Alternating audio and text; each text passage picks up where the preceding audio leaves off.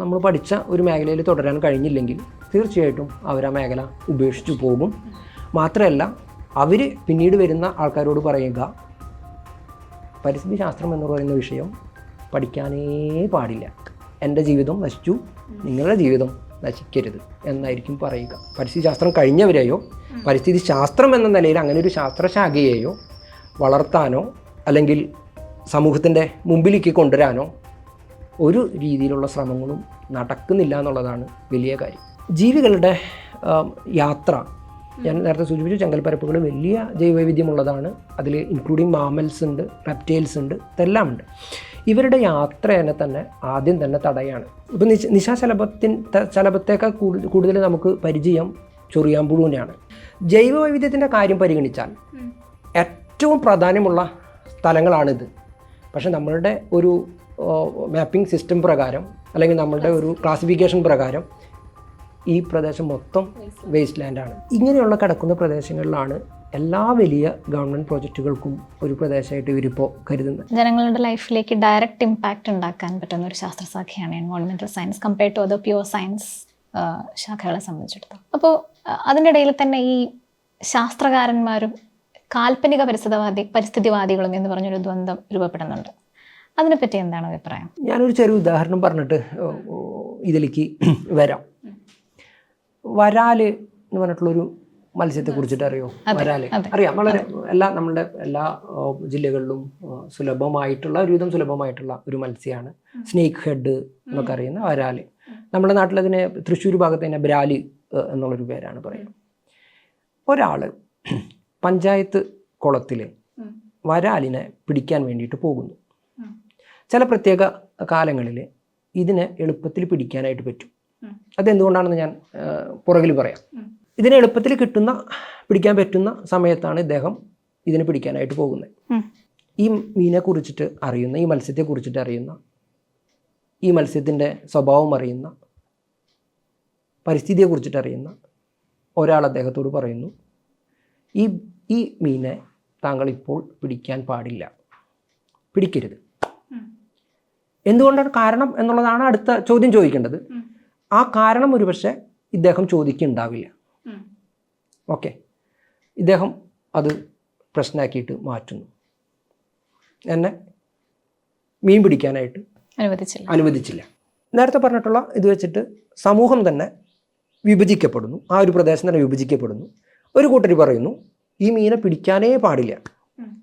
പഞ്ചായത്ത് കുളത്തിൽ ഞാൻ ജനിച്ചപ്പോൾ മുതൽ കാണുന്ന കുളമാണിത്, ഞാൻ ജനിച്ചപ്പോൾ മുതൽ കാണുന്ന മീനാണിത്, ഇത് പിടിക്കാനേ പാടില്ല എന്നുള്ള വിഭാഗം വാദിക്കുന്ന ഒരു വ്യക്തി, അയാൾ നേരത്തെ പരിസ്ഥിതിനെ കുറിച്ചിട്ട് അറിയുന്ന ആൾ പറയുന്ന പരിസ്ഥിതിക്കാരെ സപ്പോർട്ട് ചെയ്യുന്നു. അയാൾ പറയുന്നത് ശരിയാണ്, പക്ഷെ കാരണം ഇതാണ്, ഞാൻ ചെറുപ്പം മുതൽ കാണുന്നതാണ്, എനിക്കിഷ്ടപ്പെട്ട സ്ഥലമാണ്, ഇത് പിടിക്കാനേ പാടില്ല. ഒരു വിഭാഗം ആൾക്കാർ പറയുന്നു ഇത് വികസന വിരോധമാണ്. ആ മനുഷ്യൻ ഈ മീൻ പിടിച്ചാൽ അത് അയാൾ കൊണ്ട് ചന്തയിൽ വിറ്റാൽ എക്കണോമിക്ക് എന്തോരം നേട്ടങ്ങളുണ്ടാവും, എത്ര ആളത് കൊണ്ട് കഞ്ഞി കുടിക്കുന്നതുണ്ടാവും. ഇത് നിങ്ങൾ പരിസ്ഥിതിക്കാർ ഈ മനുഷ്യൻ്റെ കഞ്ഞികുടി മുട്ടിക്കാൻ വേണ്ടി ചെയ്യുന്ന വാദമാണ്. അങ്ങനെ ഒരു വിഭാഗം ഉണ്ടാകുന്നു. മറ്റൊരു വിഭാഗം ഉണ്ടാകുന്നത്, ഈ പിടിക്കാൻ വന്ന ആൾ ഏത് പാർട്ടിക്കാരനാണ് എന്നുള്ളത് അയാൾ നോക്കുന്നു. ഓക്കെ, ഇത് അയാളുടെ, അതായത് ഞാൻ പാർട്ടി പേര് പറയുന്നത്, അയാളുടെ പാർട്ടി ഭരിക്കുന്ന പാർട്ടിയുടെ ആളാണെങ്കിൽ അന്നാ കുഴപ്പമില്ല. അയാൾ ചോദിക്കുന്നു, പഞ്ചായത്ത് അനുവദിച്ചിട്ടുണ്ടോ അവിടെ മീൻ പിടിക്കാൻ? ഉണ്ട്, മീൻ പിടിക്കാൻ അനുവദിച്ചിട്ടുണ്ട്, പഞ്ചായത്ത് കുളമാണ്, ഇതിന് പ്രശ്നമുള്ള കാര്യമൊന്നുമല്ല. എങ്കിൽ അയാൾക്ക് മീൻ പിടിക്കുന്നത് കൊണ്ട് ഒരു തെറ്റുമില്ല, അയാൾ മീൻ പിടിച്ചോട്ടെ. ഓക്കെ, എതിരുള്ള ആൾക്കാർ പറയുന്നു ഇയാൾ ആ പാർട്ടിക്കാരനാണ്, എന്നാൽ നമുക്ക് ഇയാൾ മീൻ പിടിക്കണ്ട. ഇപ്പോൾ ഞാൻ നേരത്തെ പറഞ്ഞ ദ്വന്ദ്വമല്ല, നാലായി സമൂഹം. ഓക്കെ, മത്സരമാകുന്നു, പ്രശ്നമാകുന്നു, മാധ്യമങ്ങൾ വരുന്നു. മാധ്യമങ്ങൾ അവരവരുടെ താല്പര്യം അനുസരിച്ചിട്ട് ആരുടെ കൂടെ കൂടുന്നത് വെച്ചാൽ അവരുടെ കൂടെ കൂടുന്നു, മുന്നോട്ട് പോകുന്നു. ഒരു കാരണവശാലും എന്തുകൊണ്ട് ഇയാൾ മീൻ പിടിക്കാൻ പാടില്ല എന്ന് ചോദിക്കുന്നേ ഇല്ല, അറിയേ വേണ്ട കാര്യമില്ല. ഇനി ഞാൻ ഇങ്ങോട്ട് വരുന്നു, അയാളെ വിളിക്കുന്നു, പരിസ്ഥിതി അറിയുന്ന ആളെ വിളിക്കുന്നു, നിങ്ങൾ എന്തുകൊണ്ടാണ് ഈ മീനെ ഇപ്പോൾ പിടിക്കാൻ പാടില്ല എന്ന് പറഞ്ഞത്. ഈ മീന് ഞാൻ പറഞ്ഞല്ലോ എളുപ്പത്തിൽ പിടിക്കാൻ പറ്റുന്ന സമയമാണെന്ന് പറഞ്ഞല്ലോ. ഇതിൻ്റെ പ്രജനന സമയത്താണ് ഈ മീനെ ബ്രാലിനെ എളുപ്പത്തിൽ പിടിക്കാനായിട്ട് പറ്റുക. ചെറിയ കുഞ്ഞുങ്ങളുണ്ടാവും ഇതിൻ്റെ കൂടെ. ഈ കുഞ്ഞുങ്ങളെ സംരക്ഷിക്കാൻ വേണ്ടിയിട്ട് ഒരു പെട്ടെന്ന് നമ്മളൊന്ന് വന്നാലും ഈ മീൻ താന്നു പോവില്ല, മുകളിൽ പൊന്തി നിൽക്കും. ലക്ഷ്യം അതിൻ്റെ കുഞ്ഞുങ്ങളെ സംരക്ഷിക്കലാണ്. രണ്ടുണ്ടാവും, അച്ഛനും അതിൻ്റെ ആണും പെണ്ണും ഇണയുണ്ടാവും, അച്ഛനും അമ്മയും ഉണ്ടാവും.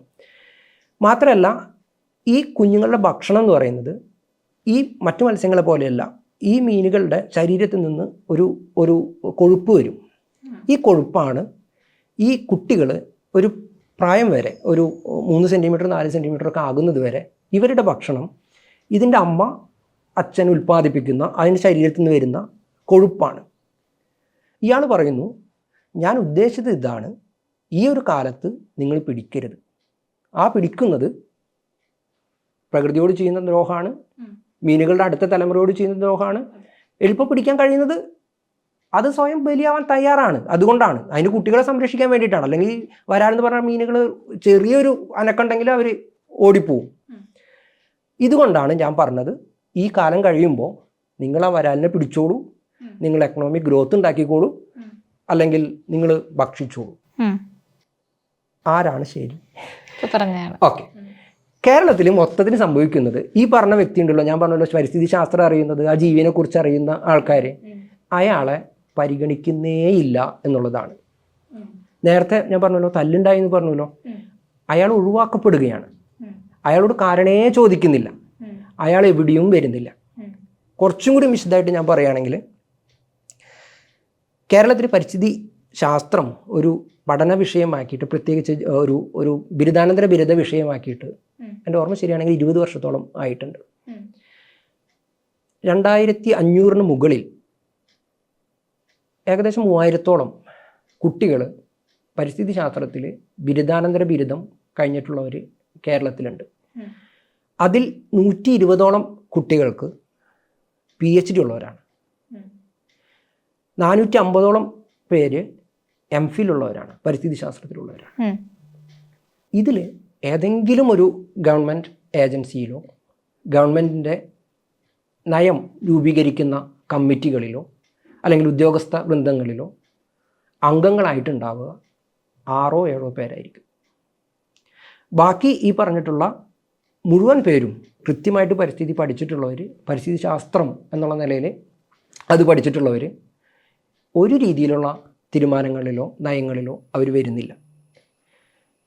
അറിയാം, എല്ലാവരും ജോലിക്കൊക്കെ വേണ്ടിയിട്ടായിരിക്കും ഒരു പഠന ശാഖ തിരഞ്ഞെടുക്കുക. എല്ലാവരും അല്ലെങ്കിൽ ഭൂരിഭാഗം അങ്ങനെയായിരിക്കും. ഞാൻ നേരത്തെ സൂചിപ്പിച്ചല്ലോ, ഈ കഴിഞ്ഞിട്ടുള്ള 3000 ആളുകളും പിന്നീട് വല്ല LD ക്ലർക്കിന് വേണ്ടിയിട്ട് PSCക്ക് ശ്രമിക്കുന്നു, ഇൻക്ലൂഡിങ് PhD-കാരടക്കം ശ്രമിക്കുന്നു. B.Ed ഉള്ളവർ ഏതെങ്കിലും CBSE സ്കൂളുകളിൽ ചെറിയ ജോലി നേടി പോകുന്നു. അതല്ലെങ്കിൽ വളരെ കുറഞ്ഞ വരുമാനത്തിൽ ഏതെങ്കിലും പ്രൊജക്റ്റുകളുടെ മറ്റ് ആൾക്കാരെ ഒഴിവാക്കിയിട്ട് ആളില്ലാതെ ആകുമ്പോൾ പണിയെടുക്കാൻ കൂടുതലുള്ള പ്രൊജക്റ്റുകളാണെങ്കിൽ ഇവരെ എടുക്കുന്നു. അങ്ങനെ ജീവിക്കുന്നവരാണ് പിന്നീടുള്ള ബാക്കി മുഴുവൻ പേരും. ഇവർക്ക് പിന്നീട് പരിസ്ഥിതി ശാസ്ത്രത്തെക്കുറിച്ചിട്ട് എന്തായിരിക്കും അഭിപ്രായം എന്നുള്ളതും ഞാൻ പറയാതെ നിങ്ങൾക്ക് ഊഹിക്കാനായിട്ട് പറ്റും. ഇവർ മുഴുവൻ ഗവൺമെൻറ് കരുതുന്നത് ഞാൻ നേരത്തെ സൂചിപ്പിച്ച കഥയിലെ വികസന വിരോധികളായിട്ടാണ്. ഇവരെ കൂടെ ചേർക്കുന്നത് അവരുടെ കൂടെയാണ്. വികസന വിരോധികളെന്നോ പരിസ്ഥിതി മൗലികവാദികളെന്നോ പരിസ്ഥിതിവാദികളെന്നോ ഒക്കെ പറയാവുന്ന ആൾക്കാരായിട്ടാണ് ഇവരെ കൂട്ടുന്നത്. അതുകൊണ്ട് തന്നെ ഒരു വിധത്തിലുള്ള പരിഗണനയും ഈ വിഭാഗക്കാർക്ക് ലഭിക്കില്ല. നമ്മൾ പഠിച്ച ഒരു മേഖലയിൽ തുടരാൻ കഴിഞ്ഞില്ലെങ്കിൽ തീർച്ചയായിട്ടും അവർ ആ മേഖല ഉപേക്ഷിച്ചു പോകും. മാത്രമല്ല, അവർ പിന്നീട് വരുന്ന ആൾക്കാരോട് പറയുക, പരിസ്ഥിതി ശാസ്ത്രം എന്ന് പറയുന്ന വിഷയം പഠിക്കാനേ പാടില്ല, എൻ്റെ ജീവിതം നശിച്ചു, നിങ്ങളുടെ ജീവിതം നശിക്കരുത് എന്നായിരിക്കും പറയുക. അതാണ് പരിസ്ഥിതി ശാസ്ത്രത്തിൻ്റെ ഏറ്റവും കോഴ്സുകളുടെ നിലവിലത്തെ അവസ്ഥ. ഇനി വേറൊരു രീതിയിലേക്ക് കൂടി ഞാൻ പറയാം. അതായത് സുപ്രീം കോടതിയുടെ വിധി പ്രകാരം എല്ലാ കോളേജുകളിലും എല്ലാ യൂണിവേഴ്സിറ്റികളിലും ഡിഗ്രി പഠനത്തിൻ്റെ ഭാഗമായിട്ട് എല്ലാ കോഴ്സുകൾക്കും ഇപ്പോൾ BA ആയാലും BCom ആയാലും വേറെ BSc കോഴ്സുകളായാലും ഇതൊന്നും പരിഗണിക്കാതെ എല്ലാവർക്കും പരിസ്ഥിതി ശാസ്ത്രം എന്നുള്ളത് പഠന വിഷയമാക്കിയിട്ട് പഠിപ്പിക്കണം എന്നുള്ള ഒരു വിധി പുറപ്പെടുവിച്ചിട്ടുണ്ട്. ഇന്ത്യയിൽ അങ്ങനെ നടപ്പിലാക്കണം എന്ന് പറഞ്ഞിട്ടുണ്ട്. നമ്മുടെ യൂണിവേഴ്സിറ്റികൾ ചെയ്ത കാര്യം എന്താണെന്നറിയോ? അതായത് കുറയ്ക്കേണ്ടത്, അതായത് ഈ ഒരു പീരീഡായിട്ട് പീരീഡുകളുടെ എണ്ണം അടക്കം പറഞ്ഞിട്ടുണ്ട്. ഇത്ര പീരീഡ് പഠിപ്പിക്കണം എന്നടക്കം ആ വിധിയിലുണ്ട്. നമ്മുടെ കോളേജുകളിൽ ചെയ്യുന്നത് ഈ പീരീഡ് കുറയ്ക്കേണ്ടത് മലയാളം, ഇംഗ്ലീഷ് ലാംഗ്വേജിൽ നിന്നാണ് ഇതിനുള്ള സമയം കണ്ടെത്തേണ്ടത്. അപ്പോൾ അവരുടെ ആയിരിക്കും പഠന സമയം അല്ലെങ്കിൽ ഇത് കുറയുക, പീരീഡ് കുറയുക. അപ്പോൾ ഗവൺമെൻറ് തീരുമാനിച്ചു അവർ തന്നെ പരിസ്ഥിതി ശാസ്ത്രം പഠിപ്പിച്ചാൽ മതി എന്നാണ്. അപ്പോൾ അവർക്കത് പഠിപ്പിക്കാനായിട്ടുള്ള കഴിവുണ്ടോ? കാരണം അവർ പരിസ്ഥിതി ശാസ്ത്രം അവരുടെ പഠന ഭാഗമായിട്ട് പഠിച്ചിട്ടില്ല. അപ്പോൾ ഗവൺമെൻറ് യൂണിവേഴ്സിറ്റികൾ കുറച്ചും കൂടി നല്ലൊരു വഴി കണ്ടെത്തി 100 ചോദ്യങ്ങളുടെ ഒരു ക്വസ്റ്റ്യൻ ബാങ്ക് തയ്യാറാക്കി. പരിസ്ഥിതിയുമായി ബന്ധപ്പെട്ട 100 ചോദ്യങ്ങൾ. ഇതിൽ 50 ചോദ്യങ്ങൾ, 100ൽ 50 ചോദ്യങ്ങൾ മൾട്ടിപ്പിൾ ചോയ്സ് ആക്കിയിട്ട് ചോദ്യം വരും, പരീക്ഷ വരും. സുപ്രീം കോടതി വിധി പ്രകാരം ആ പരീക്ഷ പാസ്സായാലേ ഇവർക്ക് ഡിഗ്രി സർട്ടിഫിക്കറ്റ് കൊടുക്കാൻ പാടുള്ളൂ. 100 ചോദ്യം കൊടുത്തിട്ട് 50 ചോദ്യങ്ങൾ മൾട്ടിപ്പിൾ ചോയ്സ് ആയിട്ട് ഇത് വരുന്ന ഒരു സംവിധാനം നടപ്പിലാക്കി പഠിപ്പിക്കുന്നത് ഇതേ അധ്യാപകർ തന്നെ. അന്ന് ഞങ്ങളെപ്പോലുള്ള പരിസ്ഥിതി ശാസ്ത്രം കഴിഞ്ഞിട്ടുള്ള ആൾക്കാർ ഗവൺമെൻറ് മുമ്പിൽ ഇത് അവതരിപ്പിക്കുന്ന ഒരു സമയത്ത്, നമ്മൾ നേരിട്ടല്ല ഒരു മാധ്യമങ്ങൾ വഴി അവതരിപ്പിക്കുന്ന സമയത്ത് അവർ പറഞ്ഞിരുന്നത് കൃത്യമായിട്ട് പരിസ്ഥിതി ശാസ്ത്രം പഠിപ്പിക്കാൻ യോഗ്യതയായിട്ടുള്ളവർ കേരളത്തിലില്ല എന്നുള്ളതാണ്. ഞാൻ ഈ കണക്കെടുക്കുന്നത് 2020-ലാണ്. 2020 പോലും 480 പേരാണ് നെറ്റ് ക്ലിയർ ചെയ്തിട്ടുള്ള പരിസ്ഥിതി ശാസ്ത്രം കഴിഞ്ഞിട്ടുള്ള ആൾക്കാർ കേരളത്തിലുള്ളത്. ഇതാണ് അപ്പോൾ ഒരു വലിയ പ്രശ്നം എന്ന് പറയുന്നത്, പരിസ്ഥിതി ശാസ്ത്രം എന്നുള്ള നിലയിൽ പരിസ്ഥിതി ശാസ്ത്രം കഴിഞ്ഞവരെയോ പരിസ്ഥിതി ശാസ്ത്രം എന്ന നിലയിൽ അങ്ങനെ ഒരു ശാസ്ത്രശാഖയെയോ വളർത്താനോ അല്ലെങ്കിൽ സമൂഹത്തിൻ്റെ മുമ്പിലേക്ക് കൊണ്ടുവരാനോ ഒരു രീതിയിലുള്ള ശ്രമങ്ങളും നടക്കുന്നില്ല എന്നുള്ളതാണ് വലിയ കാര്യം. പിന്നെ ആരാണ് പരിസ്ഥിതിവാദികളായിട്ട് വരുന്നത്? ഞാൻ നേരത്തെ പറഞ്ഞ കഥയിലെ ആൾക്കാരാണ്.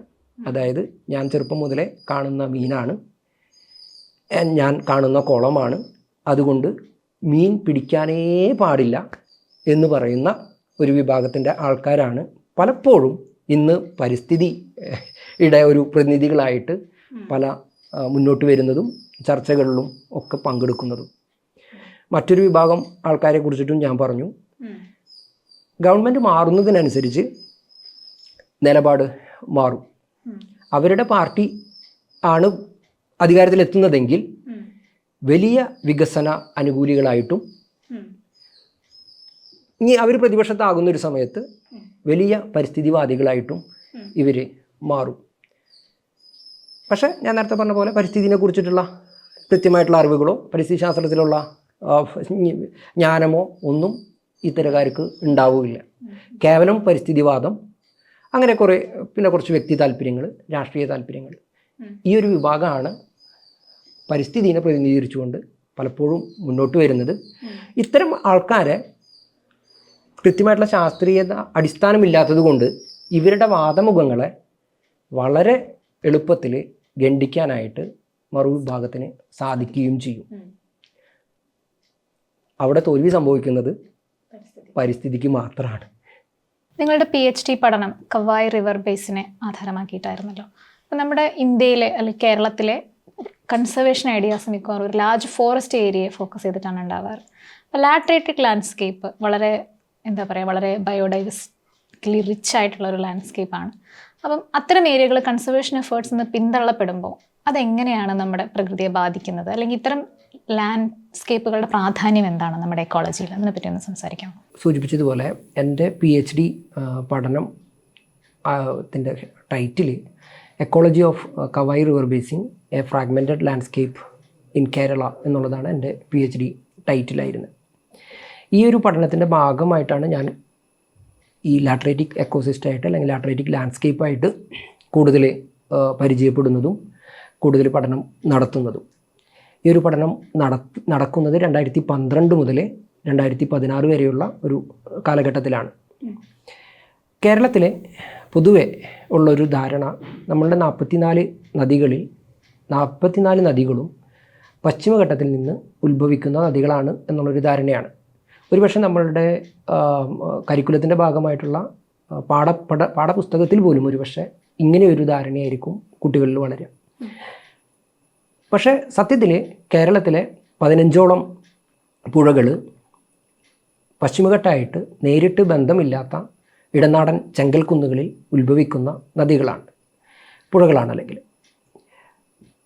അതിലേറ്റവും പ്രമുഖമായിട്ടുള്ള ഒരു മോഡൽ പുഴയായിട്ട് നമുക്ക് പറയാൻ പറ്റുന്ന പുഴയാണ് കവായി പുഴ. കേരള വനഗവേഷണ സ്ഥാപനത്തിലെ വന ഉള്ള പ്രദേശങ്ങളിൻ്റെ പുറത്ത് ചെയ്തിട്ടുള്ള ഏറ്റവും വലിയ പഠനമാണ് ഞാൻ നേരത്തെ സൂചിപ്പിച്ച കവായി റിവർ ബേസിൻ്റെ എക്കോളജിനെ കുറിച്ച് പഠിച്ചത്. ആ ഒരു പഠനത്തിൻ്റെ ഭാഗമായിട്ട് തന്നെയാണ് ഞാൻ എൻ്റെ PhD പ്രബന്ധം തയ്യാറാക്കിയതും. ഞാൻ പ്രധാനമായിട്ടും നോക്കിയത് അവിടുത്തെ ലാൻഡ് യൂസ് വന്നിട്ടുള്ള, അതായത് ഭൂവിനിയോഗത്തിൽ വന്നിട്ടുള്ള മാറ്റമാണ്.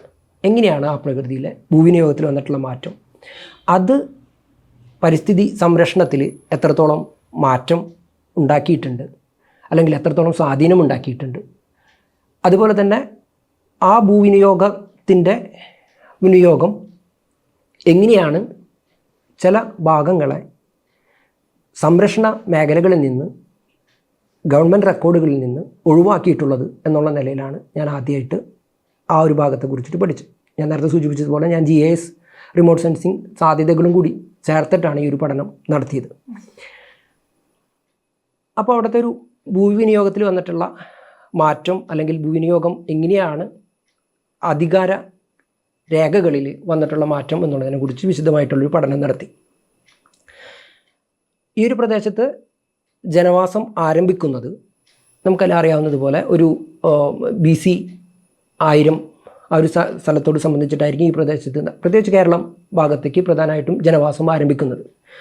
അതിനുള്ളൊരു പ്രധാനപ്പെട്ട, അതുവരെ എന്തുകൊണ്ട്, അതായത് അയൺ എറ എന്ന് പറഞ്ഞിട്ടുള്ള സമയത്താണ് വരുന്നത്, എന്തുകൊണ്ട് അതുവരെ കേരള പ്രദേശങ്ങളിലേക്ക് ഈ ജനവാസം ആരംഭിച്ചില്ല എന്ന് ചോദിച്ചു കഴിഞ്ഞാൽ, കേരളത്തിൽ ആ ഒരു സമയത്ത് ഉണ്ടായിരുന്നത് വളരെ തിക്കായിട്ടുള്ള വെജിറ്റേഷനാണ്, വനമാണ് ഉണ്ടായിരുന്നിട്ടുള്ളത്, മരങ്ങളാണ്.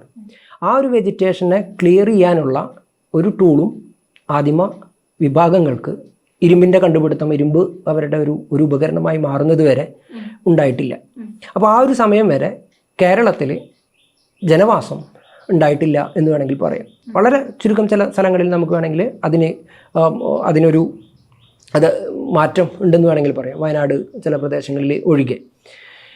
അപ്പോൾ ഈ ഒരു സമയത്ത് ആദ്യമായിട്ട് ഇവിടുത്തെ ഭൂവിനിയോഗത്തിൽ അല്ലെങ്കിൽ ലാൻഡ് കവറിൽ വന്നിട്ടുള്ള മാറ്റം നമ്മൾ ആദ്യമായിട്ട് പറയുകയാണെങ്കിൽ പുനം കൾട്ടിവേഷൻ എന്ന് പറഞ്ഞിട്ടുള്ളതാണ്.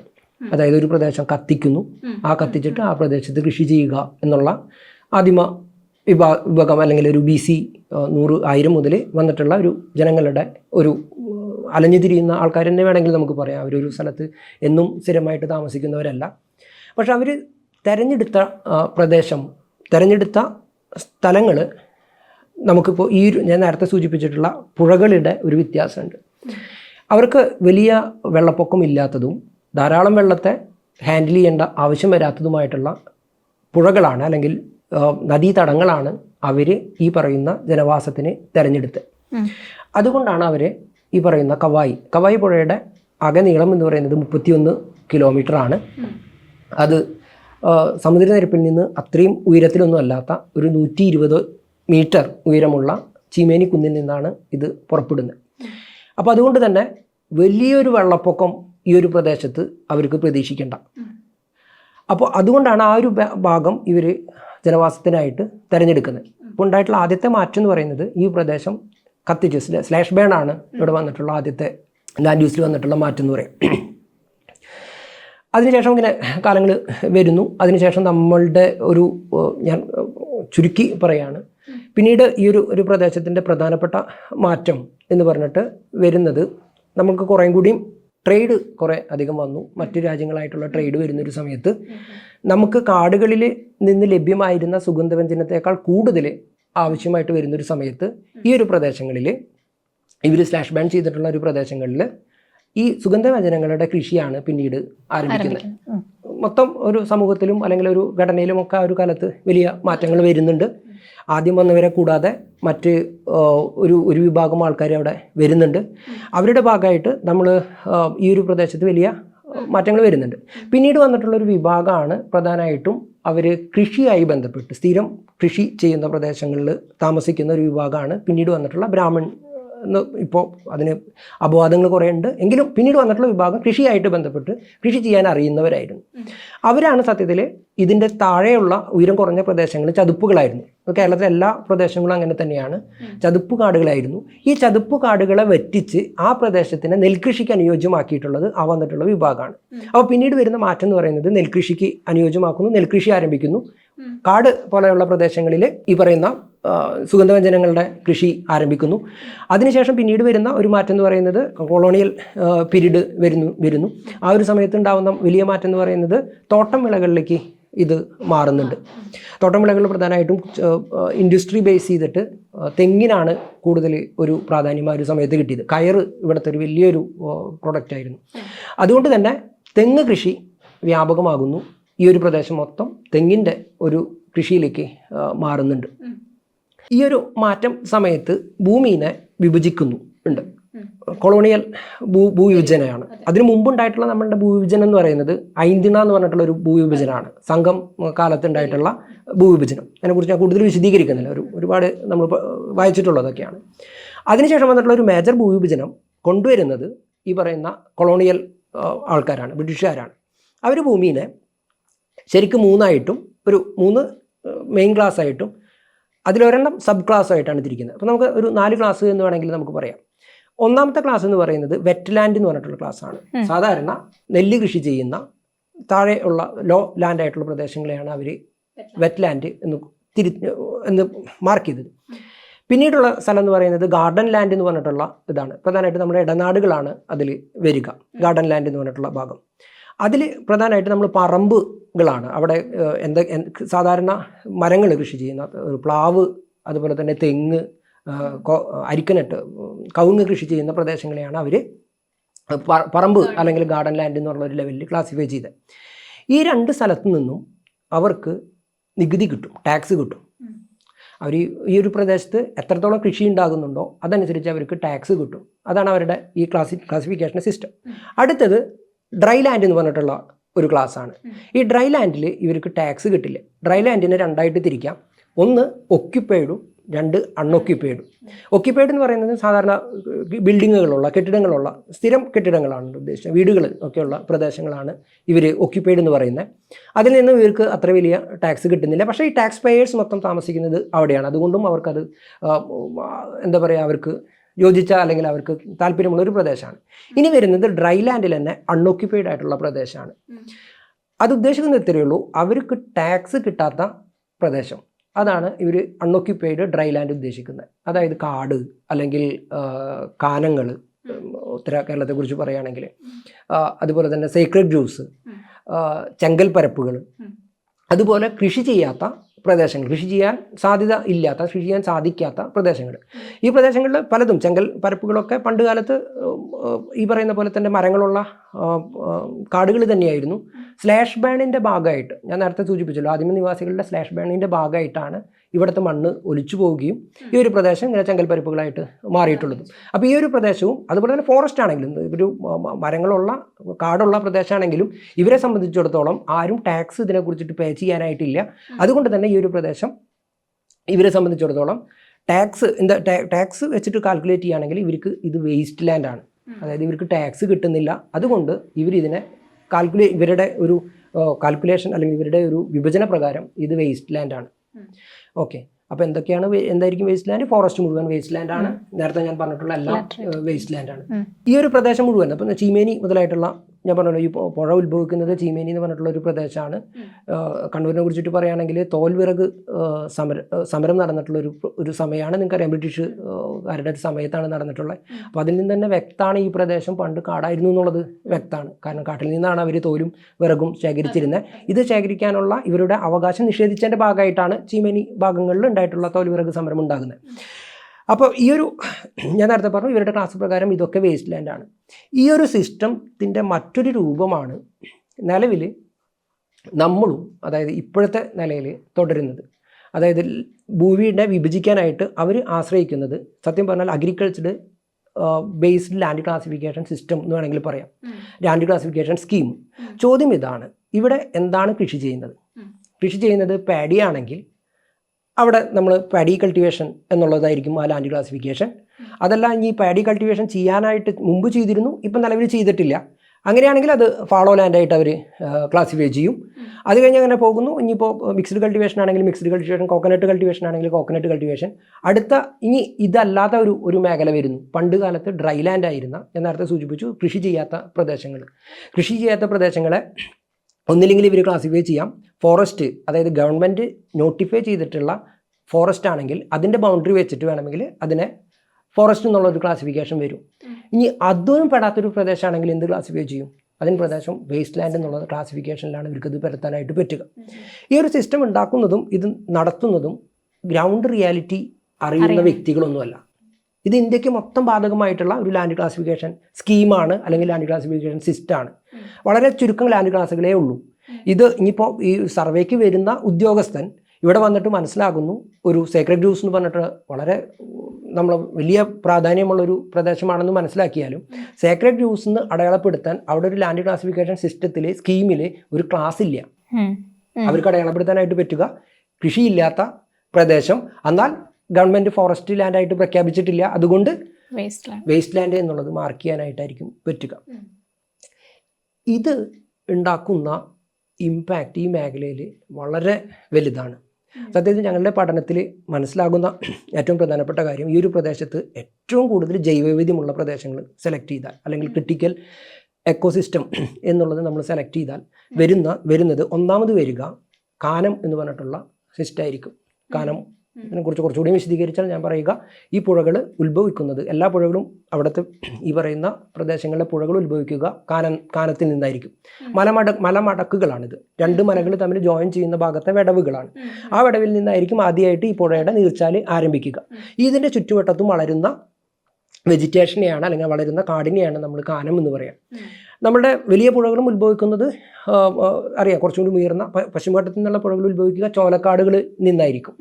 ആദ്യം ഗ്രാസ് ലാൻഡ് ഉണ്ടായിരിക്കും മുകളിൽ. ഈ ഗ്രാസ് ലാൻഡിൻ്റെ താഴെ വരുന്ന, അല്ലെങ്കിൽ ഗ്രാസ് ലാൻഡിനോട് ചേർന്ന് വരുന്ന മലകളുടെ ഇടയിൽ വളരുന്ന ചോലക്കാടുകളിൽ, ഈ ചോലക്കാടുകൾ എന്ന് പറയുന്ന അവിടുത്തെ ആ സിസ്റ്റത്തിൻ്റെ, നമ്മുടെ ചെറിയ പുഴകളുടെ സിസ്റ്റമാണ് സത്യത്തിൽ കാനം എന്ന് പറയുന്നത്.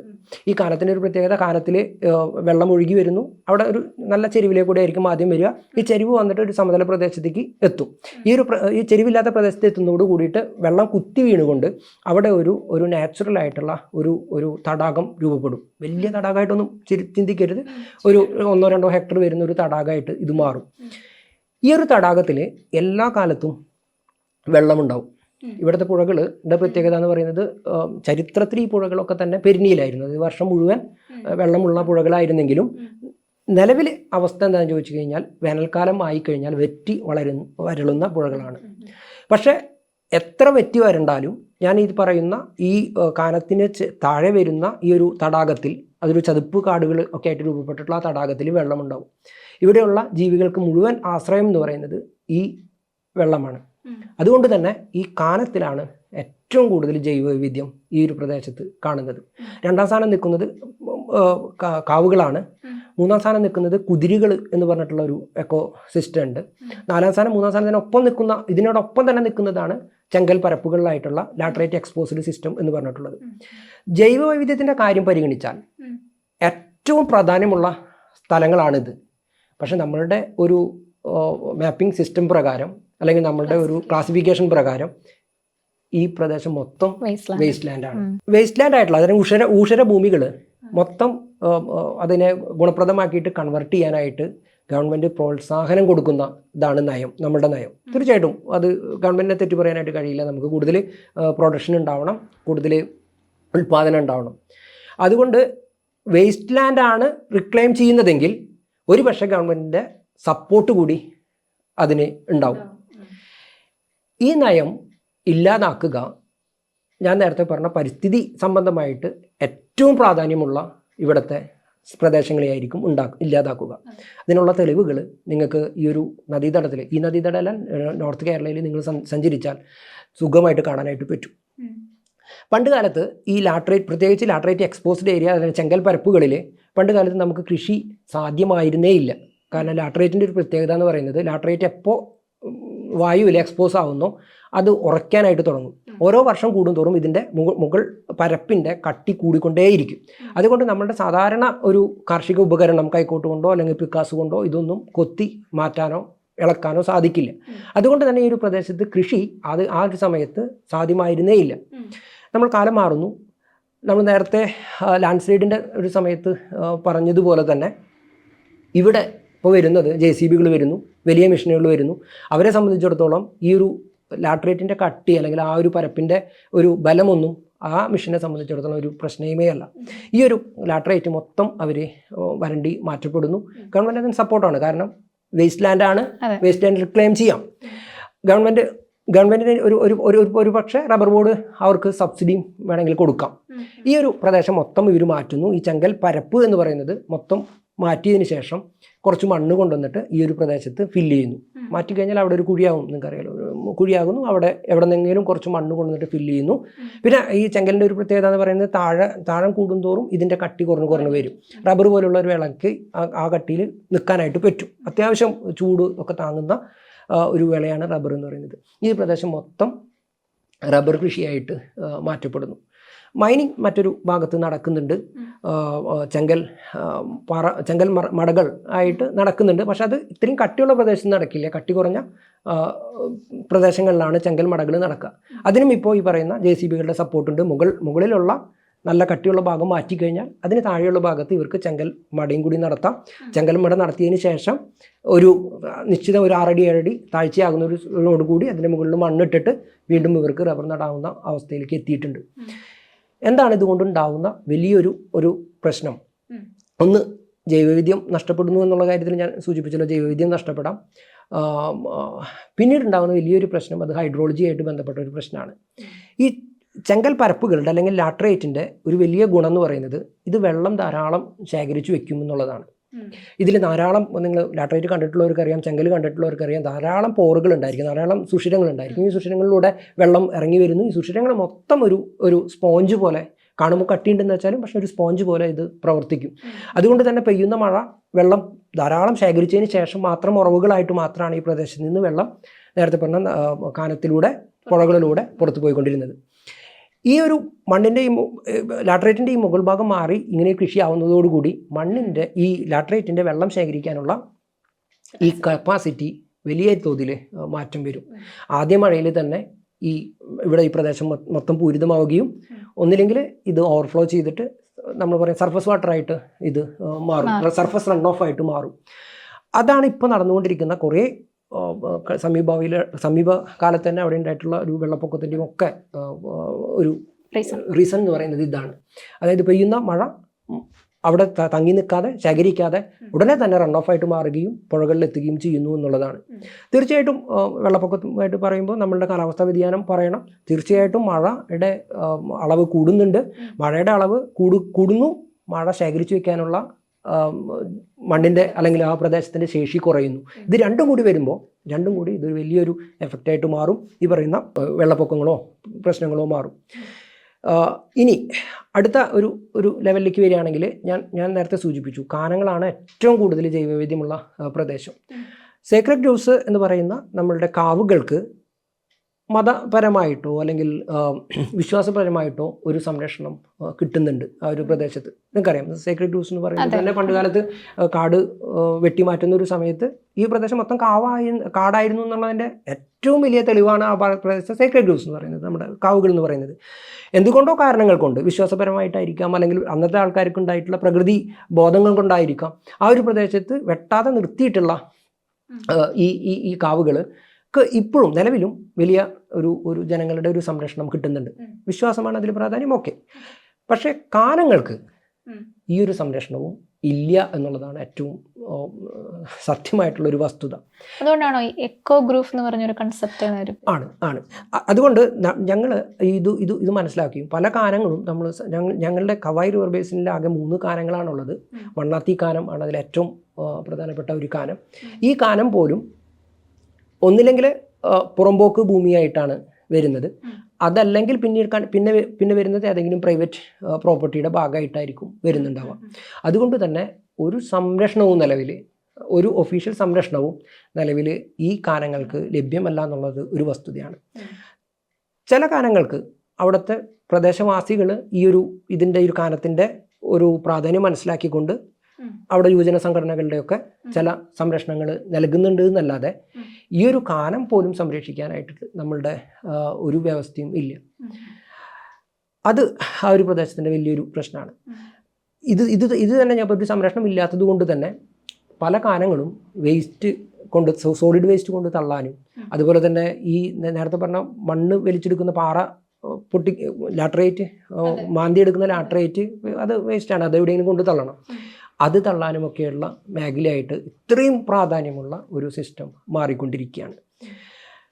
ഇതാണ് അവിടുത്തെ ഒരു വലിയ ലാൻഡ് യൂസിന് വന്നിട്ടുള്ള മാറ്റവും അല്ലെങ്കിൽ ലാൻഡ് യൂസ് നേടുന്നത്. അപ്പോൾ നമുക്ക് വേണ്ടത് ലാൻഡ് ക്ലാസിഫിക്കേഷൻ സിസ്റ്റം നമ്മൾ മാറ്റി എഴുതേണ്ടതായിട്ടുണ്ട്.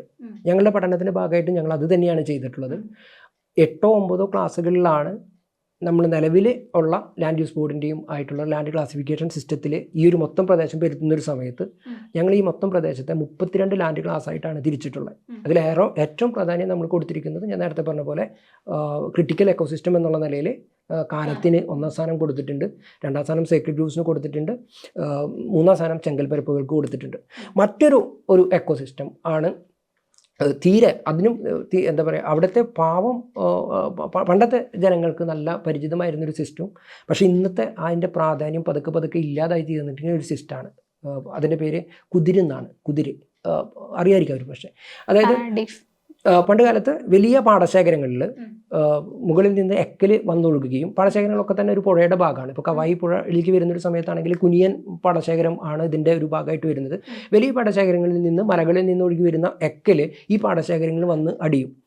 ഇന്നത്തെ പോലെ ഇത് വലിയ കുറേ ദൂരമുള്ള ഒരു പ്രദേശത്തേക്ക് ഈ മണ്ണെടുത്ത് മാറ്റിയിട്ട് ഈ ഒരു പ്രദേശം ലെവൽ ചെയ്തിട്ട് അടുത്ത പ്രാവശ്യം കൃഷി ചെയ്യാനായിട്ടുള്ള സൗകര്യം അന്ന് കാലത്ത് ഉണ്ടായിരുന്നില്ല. അപ്പോൾ ഇതിൻ്റെ ഈ വലിയ പാടശേഖരങ്ങളുടെ ഏതെങ്കിലും ഒരു ഭാഗത്ത് അധികം വരുന്ന മണ്ണ് കൂട്ടിയിടുകയും ഈ ഒരു പ്രദേശം പ്രകൃതിക്കായിട്ട് വിട്ടുകൊടുക്കുകയുമാണ് അന്ന് ചെയ്തിരുന്നത്. അതുകൊണ്ട് അന്നത്തെ ആൾക്കാർക്ക് അതുകൊണ്ട് വലിയൊരു മെച്ചമുണ്ട്. കാരണം അന്ന് ജൈവ കീടനിയന്ത്രണമാണ് നടന്നിരുന്നത്. ഈ പാടത്ത് ഈ നെല്ല് വിളയുമ്പോൾ ഉണ്ടാകുന്ന എലികളെയായാലും അതുപോലെയുള്ള കീടങ്ങളെയായാലും തിന്ന് നശിപ്പിക്കാനായിട്ട് അവരെ സഹായിച്ചിരുന്നത് പരുന്ത് പോലെയുള്ള ജീവികളായിരിക്കാം, പാമ്പ് പോലെയുള്ള ജീവികളായിരിക്കാം. ഇവർക്ക് ഈ പാടശേഖരങ്ങളുടെ നടുവിൽ താമസിക്കാനായിട്ടുള്ള ഒരു വാസയിടം കൂടിയായിട്ട് ഇത് മാറും, ഈ കുതിരകൾ മാറും. പിന്നെ ഞങ്ങൾ കവായി പുഴയായിട്ട് ബന്ധപ്പെട്ട് നമ്മളുടെ പഠനത്തിൽ ഏകദേശം 71 കുതിരകളാണ് ഞങ്ങൾ ഐഡൻറ്റിഫൈ ചെയ്തിട്ടുള്ളത്. വലിയ ഏരിയയിൽ, ചെറിയ ഏരിയയാണ്. മൊത്തം ഒരു 8ഓ 9ഓ ഹെക്ടറേ വരുള്ളൂ ഈ 71 കൂടിയിട്ട്. അതിലൊരു 25% മാത്രമാണ് പണ്ടത്തെ നിലയിൽ തന്നെ സംരക്ഷിക്കപ്പെട്ടിട്ടുള്ളത്. അതായത് പ്രകൃതിക്ക് വിട്ടുകൊടുക്കുന്നു, അവിടെ വളരുന്നു, നാച്ചുറലായിട്ടുള്ള ഒരു എക്കോസിസ്റ്റമായിട്ട് അത് മാറും. പിന്നീട് ഇതിൻ്റെ പ്രാധാന്യം മനസ്സിലാക്കാതെ, സത്യത്തിൽ നമ്മളുടെ ഒരു ജൈവ കീട നിയന്ത്രണം എന്നുള്ളൊരു കൺസെപ്റ്റ് തന്നെ മാറി നമ്മളത് വളം ഉപയോഗിക്കുന്നു, കീടനാശിനികൾ ഉപയോഗിക്കുന്ന രീതിയിലേക്കുള്ള ഒരു കൃഷി മാറുന്ന ഒരു സമയത്ത് ഇതിന് വലിയ ഒരു പ്രാധാന്യം ഇല്ലാതായി മാറുകയും അവിടുത്തെ ഒരു നാച്ചുറൽ വന്നിട്ടുള്ള കാടുകളെ വെട്ടിമാറ്റിയിട്ട് ഒന്നില്ലെങ്കിൽ അവിടെ വീട് വെക്കുന്ന ഒരു അവസ്ഥയിലേക്ക് പോകുന്നു, അതല്ലെങ്കിൽ തെങ്ങ് വെക്കുന്ന ഒരു അവസ്ഥയിലേക്ക് പോകുന്നുണ്ട്. കൃഷിക്ക് നമ്മൾ ഈ ഒരു ജൈവ കൃഷിയിലേക്ക് വീണ്ടും പോകുന്ന ഒരു സമയത്ത് ഇതിൻ്റെ പ്രാധാന്യം വളരെയേറെയാണ്. അതുകൊണ്ട് നിലവിലുള്ള കുതിരകളെങ്കിലും നമുക്ക് സംരക്ഷിക്കേണ്ടതായിട്ട് വരുന്നുണ്ട്. ചെങ്കൽ പരപ്പുകളെ കുറിച്ചിട്ട് ഒരു വളരെ രസമായിട്ടുള്ള ഒരു കാര്യം കൂടി പറയാനുണ്ട്. ചെങ്കൽ പരപ്പുകളും കാനവുമായിട്ട് ബന്ധപ്പെട്ട് ഞാൻ നേരത്തെ സൂചിപ്പിച്ചല്ലോ, ഗവൺമെൻറ് രേഖകളിൽ ഈ ഒരു പ്രദേശം കിടക്കുന്നത് വേസ്റ്റ് ലാൻഡ് ആയിട്ടാണ്. ഇങ്ങനെയുള്ള കിടക്കുന്ന പ്രദേശങ്ങളിലാണ് എല്ലാ വലിയ ഗവൺമെൻറ് പ്രോജക്റ്റുകൾക്കും ഒരു പ്രദേശമായിട്ട് ഇവരിപ്പോൾ കരുതുന്നത്. അവിടെ ഒരു വലിയ കെട്ടിടം പണിയാനോ വലിയൊരു ഭാഗം ഏറ്റെടുക്കാനോ ഒരു പ്രയാസവും ഉണ്ടാവില്ല. കാരണം ഇതൊക്കെ വേസ്റ്റ് ലാൻഡാണ്, മിക്കതും പുറമ്പോക്കാണ്, ആരുടെയും അധീനതയിലുള്ള പ്രദേശമല്ല. ഈ ഒരു പഠനമായിട്ട് ബന്ധപ്പെട്ട് ഞാൻ സൂചിപ്പിച്ചു, ചീമേനിയിൽ നിന്നാണ് നമ്മളുടെ ഈ കവായി പുഴ ഉത്ഭവസ്ഥാനം. ഈ ഒരു പ്രദേശത്ത് ഞാൻ പറഞ്ഞ ഒരു കാനത്തിൽ നിന്നാണ് ഉത്ഭവിക്കുക. ഈ ചീമേനി പ്രദേശത്ത് ഒരു വലിയൊരു IT പാർക്ക് ഇപ്പോൾ നിലവിലതിൻ്റെ എത്രത്തോളം പണി പുരോഗമിച്ചു എന്നറിയില്ല.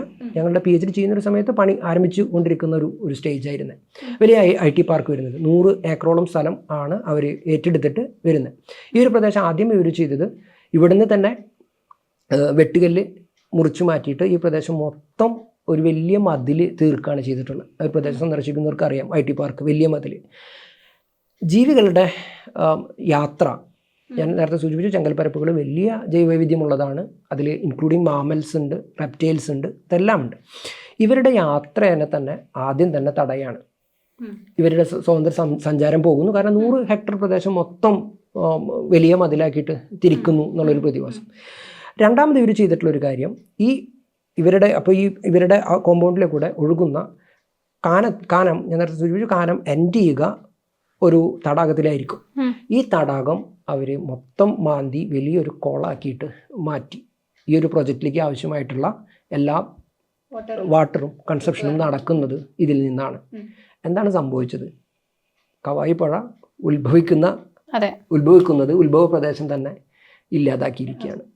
ഇതും ഈ രീതിയിൽ ഉള്ള ലാൻഡ് ക്ലാസിഫിക്കേഷൻ സിസ്റ്റത്തിൻ്റെയും ഇതിൻ്റെ പ്രാധാന്യം മനസ്സിലാക്കാതെ ഗവൺമെൻറ് സ്വീകരിക്കുന്ന നടപടികളുടെയും ഉദാഹരണമാണ്. അതുപോലെ തന്നെ താങ്കളൊരു നിശാശലഭങ്ങളെ ബന്ധപ്പെടുത്തിയൊരു റിസർച്ച് നടത്തിയിട്ടുണ്ട്. അതിനെപ്പറ്റി ഒന്ന് സംസാരിക്കാം.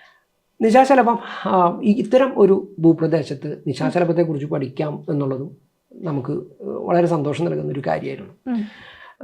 കാരണം നമ്മൾ ചിത്രശലഭം, നിശാശലഭം ഇത് രണ്ടും കുറേ ആൾക്കാർ ഇത് ഒന്നായിട്ട് കരുതുന്നവരുണ്ട്. വേറൊരു ആൾക്കാർ ഇത് ഇതിനെക്കുറിച്ചിട്ട് എല്ലാം ചിത്രശലഭം എന്നുള്ള ഒരു ഇതിൽ എടുത്തുന്നവരുണ്ട്. നിശാശലഭത്തെക്കുറിച്ചിട്ട് തീരെ അറിയാത്ത ആൾക്കാരുമുണ്ട്. ഇപ്പം ശലഭത്തേക്കാൾ കൂടുതൽ നമുക്ക് പരിചയം ചൊറിയാൻ പുഴുവിനെയാണ്. ചൊറിയുന്ന, നിങ്ങൾ കണ്ടിട്ടുണ്ടാവും, ചൊറിയാനുള്ള പുഴുവിനെയായിരിക്കും. ഇതിൻ്റെ ഒരു അലർജി കിട്ടാത്ത ഒരാളും കേരളത്തിൽ ഉണ്ടാവില്ല. അതുകൊണ്ട് നമ്മൾ നിശാശലഭത്തെ, ഈ ചൊറിയാമ്പുഴുവാണ് നിശാശലഭമായിട്ട് മാറുന്നത്. ഇതും വളരെ കുറച്ച് ആൾക്കേ അറിയുള്ളൂ. എങ്കിലും ഈ പുഴു എപ്പോഴും നമ്മളുടെ ഒരു ശത്രു പക്ഷത്താണ് നിൽക്കുന്നത്. മാത്രമല്ല, നിശാശലഭവും ചിത്രശലഭവും തമ്മിലുള്ള, ബട്ടർഫ്ലൈയും മോത്തും തമ്മിലുള്ള മെയിൻ വ്യത്യാസം എന്ന് പറയുന്നത്, മോത്ത് നിശാശലഭം രാത്രി കാലത്താണ് ബഹുഭൂരിപക്ഷവും. അതിൽ ചില മോത്തുകൾ പകൽ സഞ്ചരിക്കുന്നുണ്ട്. ഇപ്പോൾ ഈ ഒരു പ്രദേശത്താണെങ്കിൽ വെങ്കണനീലി എന്ന് പറഞ്ഞിട്ടുള്ളൊരു നിശാശലഭമുണ്ട്. അത് പകലാണ് പറക്കുക.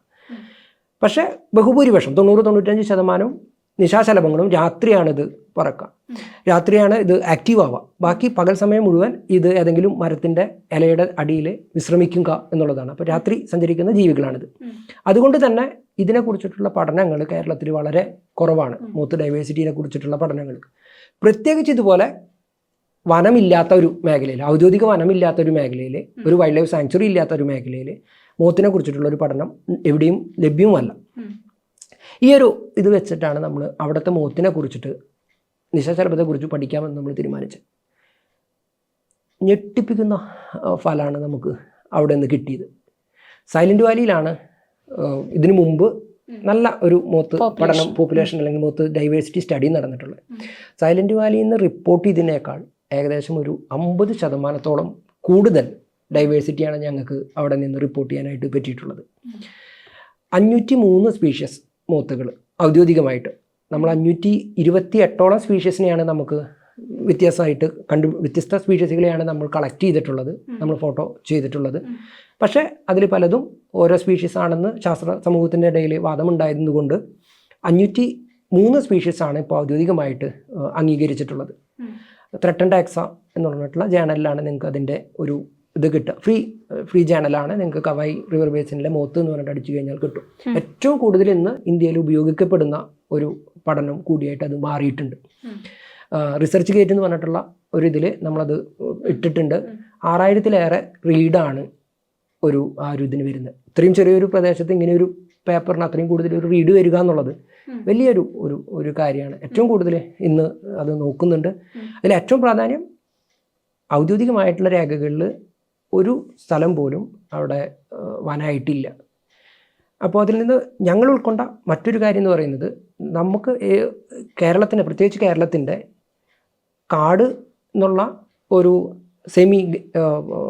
സെമി നാച്ചുറൽ അല്ലെങ്കിൽ നാച്ചുറൽ ലാൻഡ്സ്കേപ്പും കൾച്ചറൽ ലാൻഡ്സ്കേപ്പ് എന്ന് പറഞ്ഞിട്ടുള്ള ഒരു വിഭാഗമാണ്. നമ്മൾ കൃഷി ചെയ്യുന്ന പ്രദേശങ്ങളൊക്കെ വരുന്ന, എന്നാൽ വലിയ മാറ്റങ്ങൾ വരുത്തിയിട്ടില്ല, മഴ പെയ്തു കഴിഞ്ഞാൽ വെള്ളം താഴേക്ക് പോകുന്ന കൾച്ചറൽ ലാൻഡ്സ്കേപ്പ് ഉണ്ട്.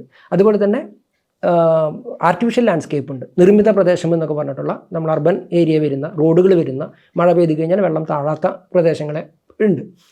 ഇതിൽ നമ്മുടെ കേരളം പരിഗണിച്ച് കഴിഞ്ഞാൽ നമ്മുടെ കൾച്ചറൽ ലാൻഡ്സ്കേപ്പിലെ ഡൈവേഴ്സിറ്റി, കൃഷിയുമായി ബന്ധപ്പെട്ടിട്ടുള്ള ഡൈവേഴ്സിറ്റിയാണ് കൂടുതൽ പഠന വിധേയമാക്കിയിട്ടുള്ളത്. ഇപ്പോൾ നിശാശലഭത്തിൻ്റെ കാര്യം തന്നെ പരിഗണിച്ചാൽ കൃഷിയെ ആക്രമിക്കുന്ന പുഴുക്കളെ കുറിച്ചിട്ട് നിങ്ങൾക്ക് പഠനം നടന്നിട്ടുണ്ട്. പക്ഷേ ആ ഒരു പ്രദേശത്തെ ജൈവവൈവിധ്യത്തിന് അത്രയും പ്രാധാന്യം നമ്മൾ കൊടുത്തിട്ടില്ല. ഈ ഒരു പഠനത്തിലൂടെ നമുക്ക് മനസ്സിലായിട്ടൊരു വസ്തുത ഈക്വലി ഇമ്പോർട്ടൻ്റ് ആണ്. നമ്മൾ വനം എന്നുള്ള നിലയിൽ വലിയ സംരക്ഷണം കൊടുത്ത് നൽകുന്ന ഒരു പ്രദേശവും ഇവിടെ വലിയ സംരക്ഷണമില്ലാത്ത ചില പ്രദേശങ്ങൾ അല്ലെങ്കിൽ കൾച്ചറൽ ലാൻഡ്സ്കേപ്പും ഈക്വലി ഇമ്പോർട്ടൻ്റ് ആണ്. കൾച്ചറൽ ലാൻഡ്സ്കേപ്പ് ആണെങ്കിലും അവിടെ സംരക്ഷിക്കേണ്ട പ്രദേശങ്ങൾ ഉണ്ട് എന്നുള്ളതാണ്. ഏറ്റവും കൂടുതൽ മോത്ത് നമുക്ക് റിപ്പോർട്ട് ചെയ്തിട്ടുള്ളത് ഞാൻ നേരത്തെ പറഞ്ഞ 503 ഇതിൽ 360 സ്പീഷീസോളം റിപ്പോർട്ട് ചെയ്തിട്ടുള്ളത് കാനത്തിൽ നിന്നാണ്. കാനം എന്ന് പറയുന്നത് ആകെ 3 ഏരിയയുള്ളൂ, 3 പ്രദേശം മാത്രമാണുള്ളത്. അത് ഒരു 10 ഹെക്ടറിനേക്കാളും താഴെ ഉള്ള ഒരു പ്രദേശമാണ്. അത്രയും ഒരു പ്രദേശത്താണ് സത്യത്തിൽ നമുക്ക് ഇത്രയും മോത്തിനെ കിട്ടിയിട്ടുള്ളത്. ഈ ഒരു കാനം അല്ലെങ്കിൽ കാവുകൾ സത്യത്തിൽ ഇവിടെ സ്റ്റോർ ഹൗസ് ആയിട്ട് മാറിയിരിക്കണം. ജൈവവൈവിധ്യത്തിൻ്റെ സ്റ്റോർ ഹൗസ് ആയിട്ടാണ് സത്യത്തിൽ ഈ പ്രദേശത്ത് മാറിയിട്ടുള്ളത്. എത്രയും പെട്ടെന്ന് ഈ ഒരു പഠനത്തിൻ്റെ നിർദ്ദേശം എന്ന് പറയുന്നത് എത്രയും പെട്ടെന്ന് കേരളത്തിലെ എല്ലാ കാനങ്ങളും മാർക്ക് ചെയ്യണം. അതിന് ഔദ്യോഗികമായിട്ട് തന്നെ ഒരു സംരക്ഷണം കൊടുക്കേണ്ടതായിട്ടുണ്ട്.